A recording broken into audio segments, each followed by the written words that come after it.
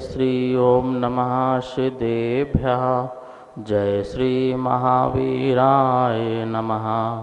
जय श्री परम्पराचार्य गुरुवे नमः। जय श्री उमा स्वामी गुरुवे नमः। जय श्री शांति सागर गुरुवे नमः। जय श्री विद्यानंद गुरुवे नमः। मोक्ष मार्गस्य नेतारं भेत्तारं कर्म भूभृतां ज्ञातारं विश्वतत्त्वानां वन्दे तद्गुणलब्धये। मंगलं भगवान् वीरो मंगलं गौतमो गणी मंगलं कुन्दकुन्दार्यो जैन धर्मोस्तु मंगलम। तत्वाशुद्ध परम मांगलिक ग्रंथ है आचार्य कुंद के पट्ट शिष्य आचार्य उमा स्वामी द्वारा विक्रम की प्रथम शताब्दी में यह ग्रंथ लिखा गया। सूत्रात्मक शैली है, संस्कृत इसकी भाषा है, 10 अध्यायों विभाजित है, 7 तत्वों का वर्णन है। हम सभी लोग 6वां अध्याय तत्वाश्रुत में पढ़ रहे थे, जिसमें आश्रव तत्व नाम का अधिकार समझ रहे थे। आश्रव तत्व में हम देख रहे थे कि किन कारणों से कौन कौन से कर्मों का आश्रव होता है। इसमें तीर्थंकर प्रगति के आश्रव की बात चल रही थी कि तीर्थंकर की प्रगति का आश्रव में क्या क्या कारण हैं। आचार्य भगवान ने 16 प्रकार के कारण बताए थे, दर्शन, विशुद्धि, विनय, संपन्नता आदि। इन सब में अपन ने अभी तक 14 प्रकार के कारणों को पढ़ा था। आज 15वां कारण जो मार्ग प्रभावना, वो भावना है, उसके बारे में चर्चा करेंगे। इसके पहले सूत्र का अवलोकन बोर्ड के माध्यम से करते हैं और फिर इसकी अपन चर्चा करते हैं। 6वें अध्याय का यह जो है 24वां नंबर सूत्र है। इसकी यहाँ पर संधि विच्छेद करके यहाँ लिखा गया है, दर्शन, विशुद्धि, विनय, संपन्नता, शील, वृत्तेषु अनतिचारः, अवीक्षण, ज्ञानोपयोग, संवेगौ, शक्तितः त्याग, तपसी, साधु समाधि, वैयावृत्तकरणम, अर्हत आचार, बहुश्रुत प्रवचन, भक्ति, आवश्यक अपरिहाणी, मार्ग प्रभावना, प्रवचन वसलत्वम इति तीर्थकरत्वस्य। ये सभी तीर्थंकर प्रगति के आश्रव के कारण हैं। कल अपन ने आवश्यक अपरिहाणी देखा था। आज देखते हैं मार्ग प्रभावना और प्रवचन वसलत्वम। इनके माध्यम से हम जानेंगे कि ये तीर्थंकर प्रगति के आश्रव के कारण कैसे होते हैं। 15वीं भावना, मार्ग प्रभावना। किसे कहते हैं मार्ग प्रभावना?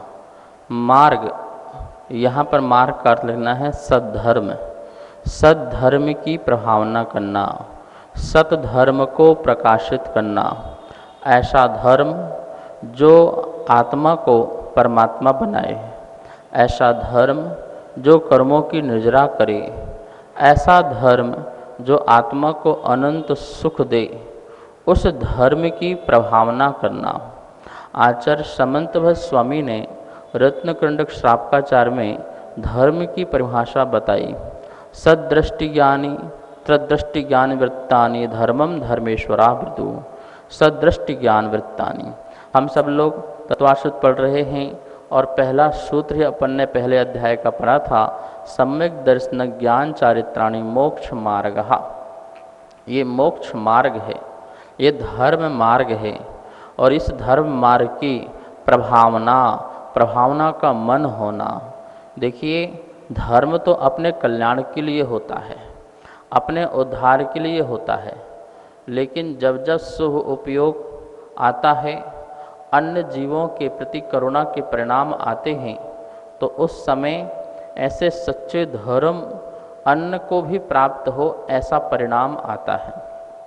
जितने भी आचार्यों ने शास्त्रों को लिखा है तो बहुत ही करुणा के परिणाम से लिखा है कि मेरा जीवन तो ठीक हो ही रहा है, मैंने सच्चे धर्म का स्वरूप तो जान ही लिया है, पर मुझे ऐसा विकल्प आ रहा है कि संसार में अनंत जीव हैं, ये सभी संसार में भ्रमण कर रहे हैं, अज्ञानवश दुखी हो रहे हैं और इनको भी सच्चा धर्म प्राप्त हो, इस भावना से वो ग्रंथों को लिखते हैं, लिपिबद्ध करते हैं।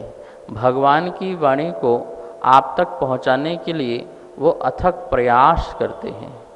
वरना सोचिए उनको क्या आवश्यकता थी। अकलंक देव पूज्यपाद स्वामी, समंत भट्ट स्वामी, कुंद कुंद, यति वृषभ आदि अनेकों हजारों आचार्यों को हमारी चिंता थी तो उन्होंने ग्रंथ लिखे, वरना उनको आवश्यकता नहीं थी। लेकिन मार्ग प्रभावना की बात थी कि नहीं, जो ये सच्चा जो मार्ग है, ये सच्चा मार्ग सबको पता होना चाहिए। संसार में जितने भी जीव हैं वो सुखी रहें। आपको पता है मार्ग प्रभावना में कौन सी बात आ गई, क्यों तीर्थंकर प्रगति के आश्रय का कारण बना। मार्ग प्रभावना निकलेगी तो जीवों के करुणा के परिणाम से निकलेगी। अपने अंदर करुणा होगी तभी अपन सोचेंगे उस जीव को भी ये धर्म मिले, तो कल्याण की भावना प्रकट होती है। तीर्थंकर वही बनता है जो समस्त जीवों के कल्याण की भावना रखता हो। पिछले अनेकों भवों में वो समस्त जीव सुखी रहें, सभी जीव आनंद में रहें, किसी को दुख की प्राप्ति न हो, सबके कष्टों का निवारण हो जाए, सभी आनंद में रहें, सभी सिद्धत्व को प्राप्त हो जाएं, सभी सम्यक दर्शन सम्यक ज्ञान चारित्र को अपनी आत्मा में प्रकट कर लें। ऐसी जब उनके अंदर मंगल भावना होती है तो वो समस्त जीवों के प्रति प्रेम भाव, मैत्री भाव अंदर प्रकट करते हैं, और उसी से ही क्या होता है, तीर्थंकर प्रगति का भाव बंद बन जाता है। महानुभाव, ऐसी कल्याण की भावना हमें जरूर करना चाहिए। मेरा समाधि मरण हो जाए, मुझे वीतराग परिणाम प्राप्त हो जाए, मुझे मोक्ष की प्राप्ति हो जाए, मैं सिद्धत्व को प्राप्त कर लूँ, मैं अपनी आत्मा को परमात्मा बना लूँ।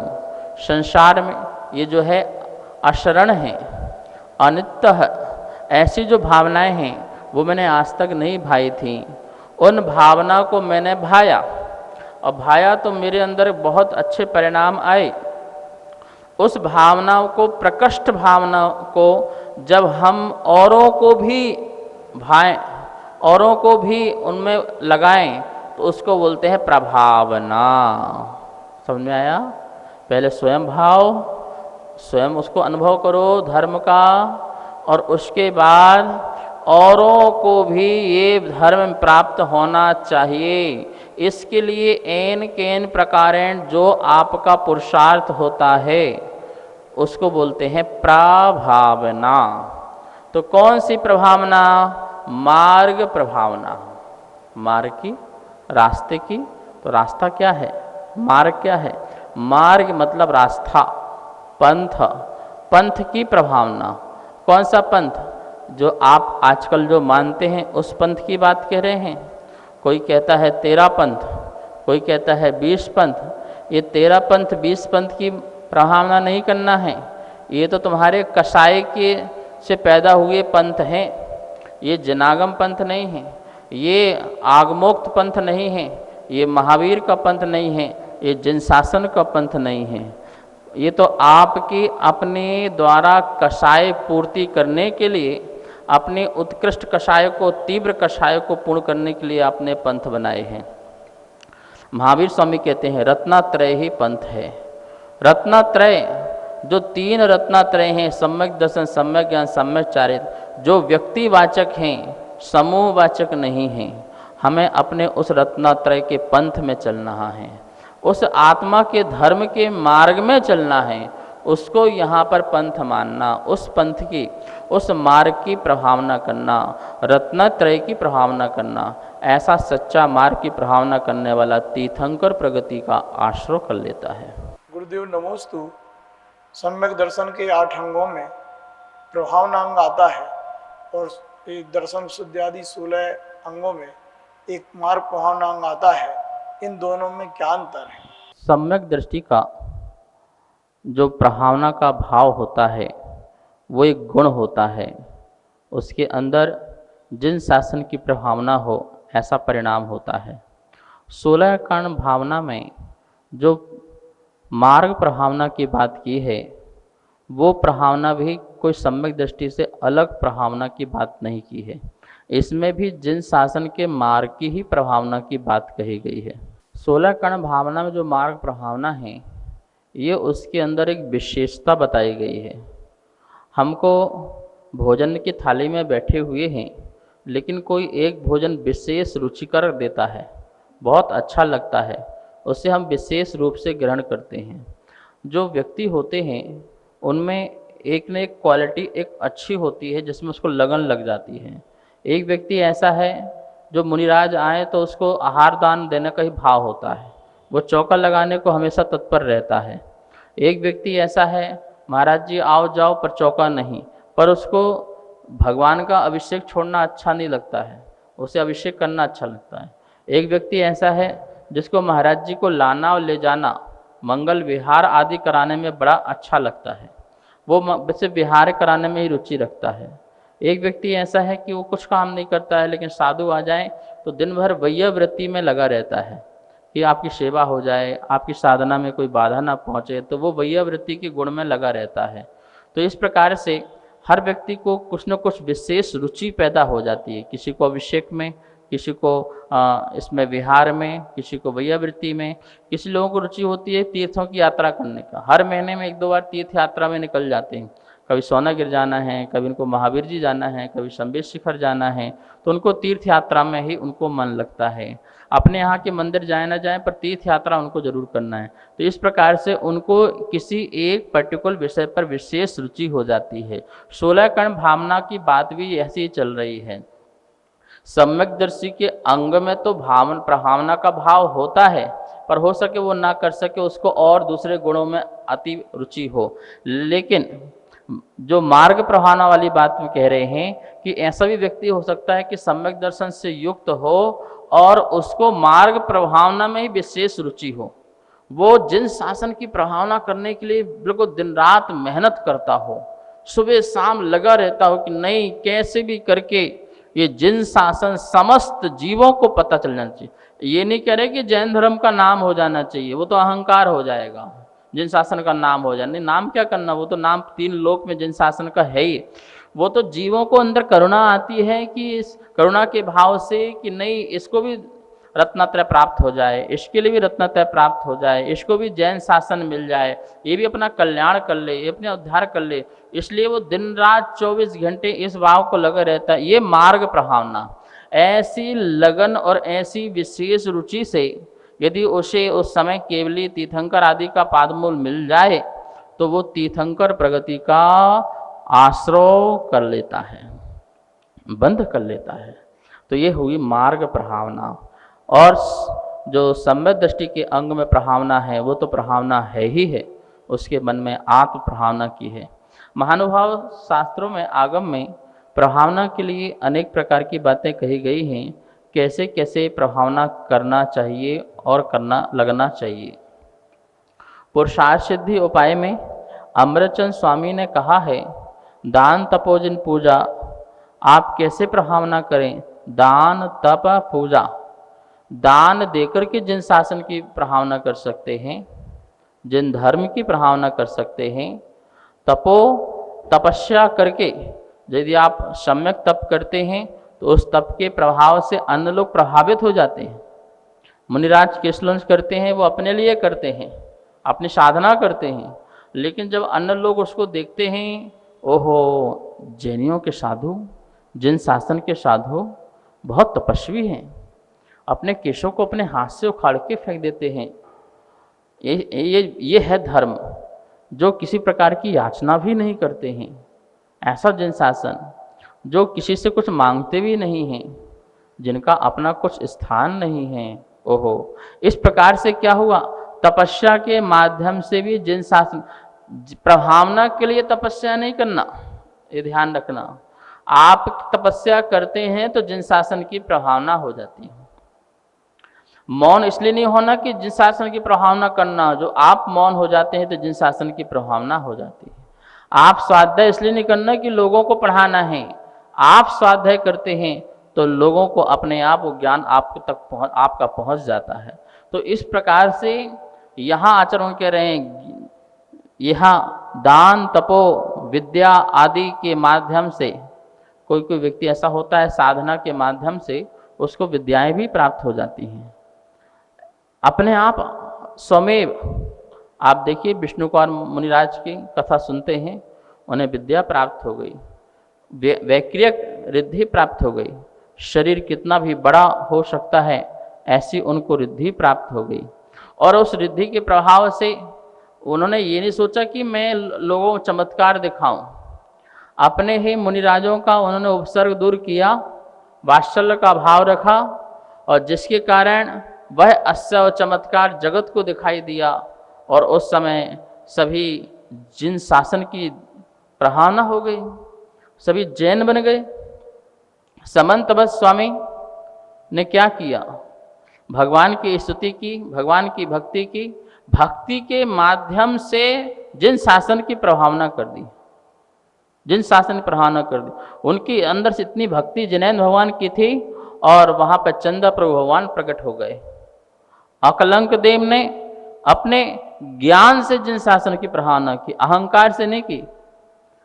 जो सामने वाला वाद विवाद में बैठता है उनको भगवान के प्रति इतनी तीव्र भक्ति कि कोई बात नहीं, हम बात प्रतिवाद करने को तैयार हैं। और 6 महीने तक यह वार्तालाप चलती रही और अंत में उन्होंने जिन शासन का विजय पताका फहराया। महानुभाव, तो कोई ज्ञान से प्रभाव न करे, कोई दर्शन से प्रभाव न करे, कोई चारित्र से प्रभाव न करे, कोई तप से प्रभाव न करे, कोई विद्या के बल से प्रभाव न करे, लेकिन इस बात का जरूर ध्यान रखना है, प्रभावना के उद्देश्य से ये सब चीजें सीखना नहीं है। अपना स्वमेव भी इन चीजों को प्राप्त हो गई हैं, तो इनको प्राप्त होने से आप जिन शासन की प्रभावना अपने आप ही हो जाती है। आपको करने के लिए नहीं कह रहे हैं, आप सम्यक मार्ग में चलो, धर्म प्रभावना अपने आप होगी। जैसे माता पिता अच्छे से आचरण करें तो बच्चों को आचरण सिखाना नहीं पड़ता है।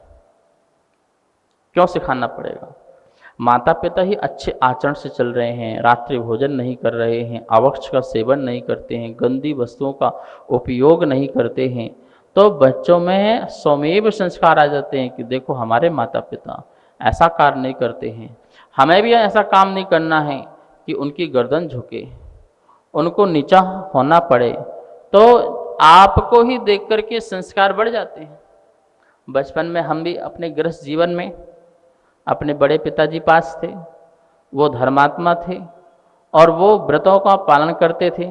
उनको देख देख करके हमारे मन में भी आता था हम भी मौन भोजन करें, हम भी आलू प्याज न खाएं, हम भी रात्रि भोजन नहीं करें, और देख देख करके सीख गए। सिखाने और नहीं पड़ा, बोलना नहीं पड़ा, वो स्वाध्याय करते थे तो स्वाध्याय के साथ बैठ जाते थे। तो इस प्रकार से ये सब जो बातें हैं, आप देखना घर में आपका बच्चा यदि आप स्वाध्याय करते हैं तो वो भी आके बैठ जाता है चुपचाप, हम भी कर लें, हम भी सुन लें। तो ये क्या है? ये प्रभावना है।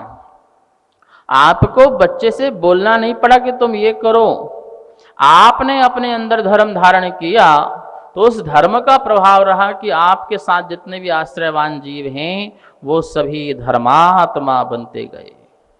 तो आपको अपना आचरण सुधारना है, आपको सम्यक दर्शन, सम्यक ज्ञान, सम्यक चारित्र को स्वयं अंगीकार करना है। श्रावक अवस्था में अनुव्रतों को आप धारण कीजिए। यदि आपने अनुव्रत धारण कर लिए तो आपके माध्यम से कितनी धर्म की प्रभावना होना है। अब देखिए आप 16 सतियाँ हैं, वो उन्होंने धर्म की प्रभावना कैसे की? क्या धर्म की प्रभावना के लिए उन्होंने व्रत धारण किए थे? शील व्रत का उन्होंने पालन किया, अपने लिए किया ना, लेकिन उस शील व्रत के धर्म से कितनी जन शासन की प्रभावना हो गई।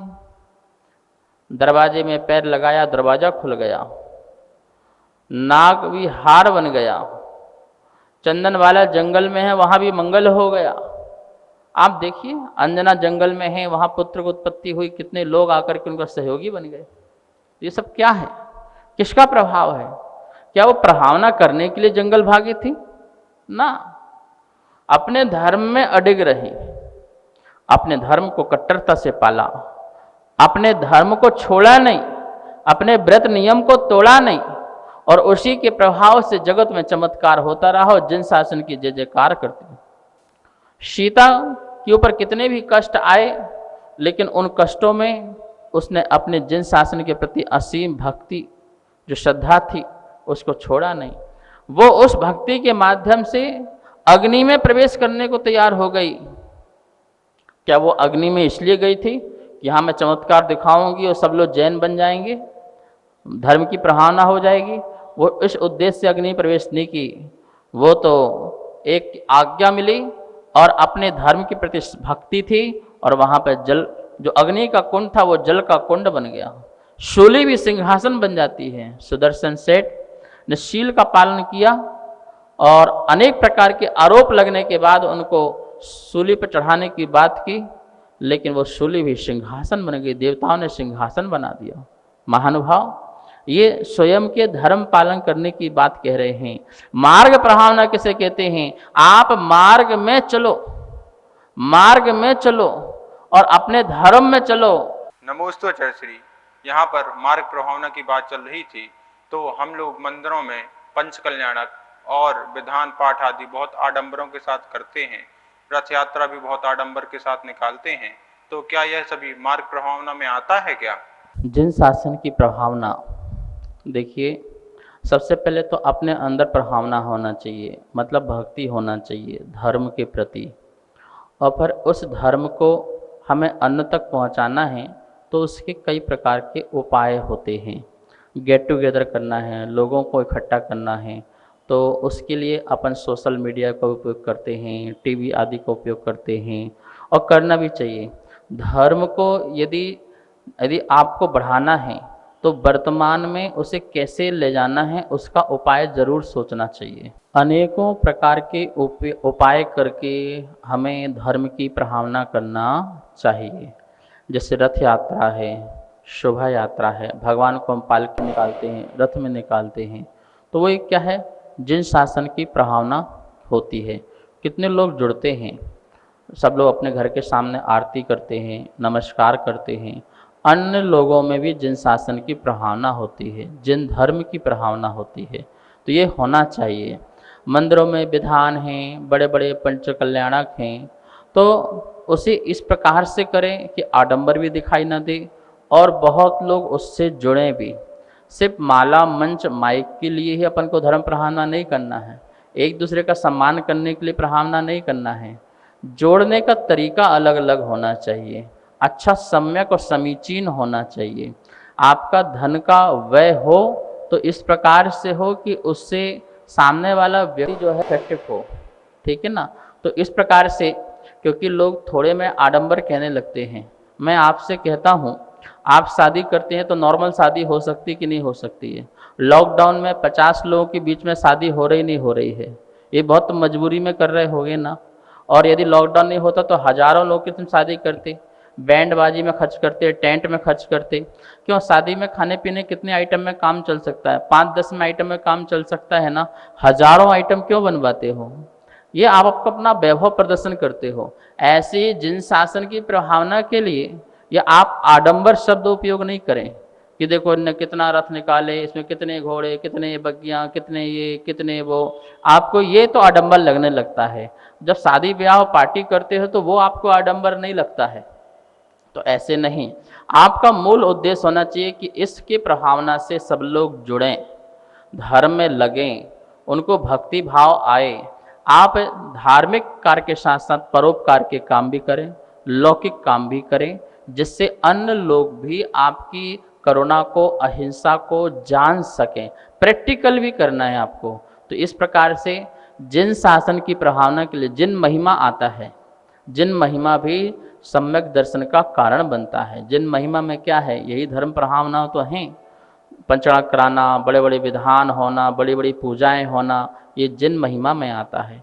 इस प्रकार से हम अपने सम्यक रूप से, लेकिन अपना जो सम्यक धर्म है उसमें उसकी पुष्टि होना चाहिए। कोई मिथ्यात्व की उसमें पुष्टि नहीं होना चाहिए। कोई गलत नियम या गलत तरीके से धर्म की प्रभावना हमको नहीं करना है। झूठ नहीं होना चाहिए, छल कपट नहीं होना चाहिए, मायाचारी नहीं होना चाहिए, ढोंग दिखा करके नहीं। किसी प्रकार का ऐसी प्रभावना दिखाना कि मैं हवन से ये निकाल दूंगा, हवन से वो निकाल दूंगा, किसी को मिसगाइड नहीं करना है। जैन धर्म बिल्कुल सत्यवादी है, स्पष्टवादी है, और उसको जो है जैसा है वैसा ही करके बताना, करना, करवाना, ये जैन शासन की प्रभावना है। ये सभी मार्ग प्रभावना में आएगा। आप इस प्रकार से कार्य करते रहें, इस प्रकार की भावना करते रहें, तीर्थंकर प्रगति के आश्रम में कारण बनेगा। आज आप सब लोगों ने 15वें नंबर की भावना सुनी। इसके संबंधी जो भी आपके प्रश्न हैं, आगे आगम धारा शंका समाधान आती है, उसमें आप पूछ सकते हैं। आइए स्वाध्याय संपन्न करते हैं, जिनवाणी स्तुति करते हैं। जावाणी के ज्ञान से सूझे लोकालो, सो वाणी मस्तक धरूं सदा देत हो धो। हे जिनवाणी भारती तो हे जपो दिन रेत, जो तेरी शरणा धरे सो पावे सुख चैन। सभी को बहुत बहुत मंगल आशीर्वाद। सभी को सादर जय जिनेन। मैं आरती जैन। जैसा कि आप सभी आचार्य प्रज्ञा सागर महाराज जी द्वारा पढ़ाए जा रहे तत्वार्थ सूत्र का आनंद ले रहे हैं, आप सभी के सहयोग से निरंतर तत्वार्थ सूत्र जी की पुस्तकें छप रही हैं। चौथे अध्याय की पुस्तकें छपने को जा चुकी हैं।